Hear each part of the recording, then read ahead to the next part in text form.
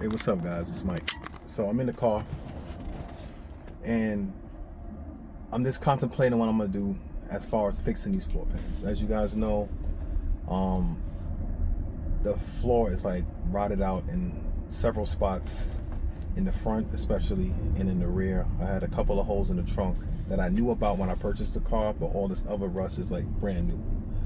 So, I've been doing my research, trying to figure out my welding setup again. I just went in my pop shed, saw that he moved my welder in there. However, I can't find my mask. I can't find my gloves. So that's a whole nother thing. I'm gonna have to figure that out. I'll find it hopefully downstairs. And start practicing again, with the flux core and the welding, because I don't have a MIG. And as you guys know, it's harder to weld thinner sheet metal, which most of these cars have, but a flux core welder doesn't have shielded gas like having a traditional MIG. So while I was thinking about that, doing my research, looking at videos, kind of getting my bearings, I started to think about 3M, automotive adhesive. Now 3M automotive adhesive is extremely strong. It's not like Gorilla Glue or some like crazy glue. It's a really strong adhesive that a lot of even modern cars to this day have panels attached with that 3M adhesive. You have supercars, sports cars, you have, boats, other applications that have that. And I'm looking at it where it's like, though the floor is a structural component, it's not to say that it's like a super structural component that me using it to secure the floor will cause any problems down the line as far as the rigidity and the stability of the car. The car's almost 40 years old. A lot of other components in this car is compromised as far as like wear and tear and rust and different things like that. And I feel that not only is it a good solution, it's a cost-effective one, and I probably will get the same amount of strength, if not more, than me just spot welding certain things back together, unless I had to like stitch weld and stuff like that. Obviously that'll be a little bit more solid. So saw a couple of videos with people using like 3M versus plug welds, and guys showing clearly, like, and even one of his tests, that the part that he used 2 plug welds, that metal separated and ripped in comparison to the panel bond that stuck together, and he put them together, like bolted them together, to see which one would break first over like 1,000 pounds of pressure. And I don't weigh 1,000 pounds, so I don't think that should make me go through the floor on some French Flintstone type joint.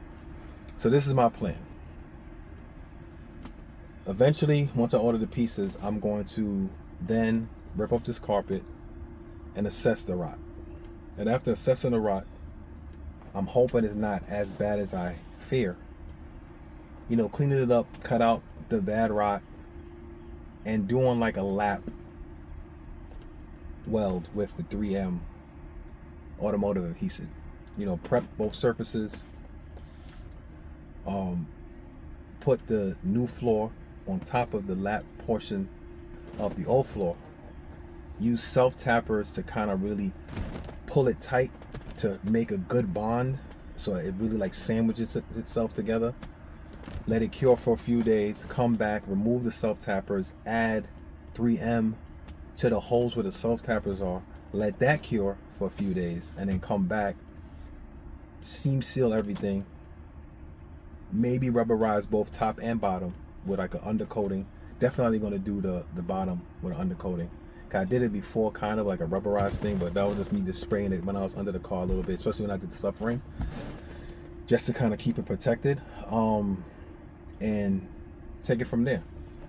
I think that if there's enough metal after I clean up all the rot and with the full floor pan intact, then I can do that. I think that will save me a lot of time and money. And then when I do order like the jacking points and stuff like that again, I can take that to get that welded, and that would not cost me as much as just to getting the whole thing done, welded. You know what I'm saying? Again, I like this car. I came a long way. My plan was to learn how to work on many different aspects of, automotive repair, learning how to diagnose, improvise, not innovate, because a lot of the stuff has already been done, but getting my skills level to a certain level so I can feel more confident working on cars. And it has, you know, done that for me. You know, I work on my cars. I've been working on cars for a long time, but it's like little stuff. But to be able to pull an engine, regasket a whole engine, you know, taking parts to get cleaned, like at machine shops, and getting, you know, my injectors flow tested, and, you know, doing all suspension front and rear, you know what I'm saying, doing brake lines from scratch, doing fuel lines, you know what I'm saying, and doing all of these different things. I was able to accomplish that in this car. So, and the car runs and drive. I drive it periodically. In fact, I might drive it later on today after I finish doing this video and checking a few things. So with all that being said, welding was part of that, you know, the skill that I wanted to learn. It's just that obviously getting a good quality MIG welder with the gas and stuff like that, that's upwards to like a good $500-600+. Then getting the material and learning the skill. Like I have some skill, because when I was practicing before, I was doing certain things, but obviously, like I said, welding sheet metal with a flux core welder is very difficult, because flux core welders are not known to weld 22 gauge steel, because you can burn through it really quickly, especially if you're not skilled in welding or have like that knowledge where you can kind of like work around that. And I'm not there yet, but that's my plan. Like I said, I ran it by the group.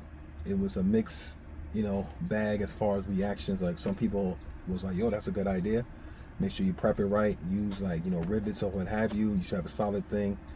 They did put in fact that this is a older car, you know what I mean. Like I said before, when I first started working on this car, it's not a show car, it's far from it. I got 2 different color seats. Interior still needs to be put together, you know what I mean. The paint is rough. I got mad rust to take care of, so dash cracked, you know, it's a lot. But I do enjoy the car.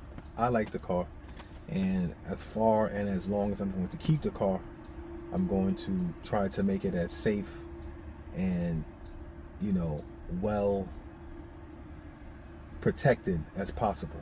You know what I mean? I'm not going to, you know, just have it just sitting here and then as I drive it, my feet going through the floor and pieces is falling off. Like, you know, it doesn't make sense to invest all that time and money that I did put into this car from when I bought it, so now to just have it just rotting away. So that's my plan. I feel confident with it. I really do feel pretty good about it. You know, I'm gonna start, maybe not today because it's kind of too late. Maybe when I really start getting back into the body, I want to start fixing the trunk. If I can kind of like, you know, implement this strategy in the trunk, because I have a little hole in the driver's side rear trunk. I want to seal that up, so keep all the water and that element from coming into the car from underneath. If I can get that going and having that same, you know, plan work, then I think moving on to the floor, like I said, it's all contingent to how the floors look. If I got to replace the whole front pan, obviously gluing it to the sides and not having something where it can lap over doesn't make sense. But if, at that point I'm gonna have to weld it. But if there's still some good metal on the floor that I can like overlay this piece on and really make it into a good thing, I think this should be a good enough plan. But anyway, that's just my little, you know, I'm looking at the clock, 9-minute conversation. If you guys have any other suggestions, or feel free to comment in the comment section about what you think about that plan, if it makes sense, or if you know a welder who's willing to work with me, because I will definitely come and work with you and cut pieces out and, you know, even tack a few things in there, but that will work with me so I can kind of keep the cost down. I don't want to keep spending money that, you know, I gotta make appear to fix these things. Anyway, y'all have a good day, enjoy, and God bless.